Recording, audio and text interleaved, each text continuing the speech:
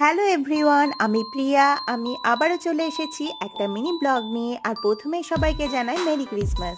এই দেখুন, আমাদের সেলুনও সেজে উঠেছে ক্রিসমাসের জন্য। আর আমার ছোট মেয়ে সেজেছে সান্তা। সান্তা সেজে ও ফার্স্টে গেছে কাকাইয়ের বাড়ি গিফট দিতে। কালকেই ওর কাকাইয়ের বাড়ি এসেছিল ঠাম্মি, পিসিমণিরা, দাদা ভাই। তাই সবাইকে গিফট দিতেও গিয়েছিল। আর সবাই খুব মজা করে গিফট নিচ্ছিল ওর থেকে। আর ও খুব মজা করে সবাইকে গিফট দিচ্ছিল।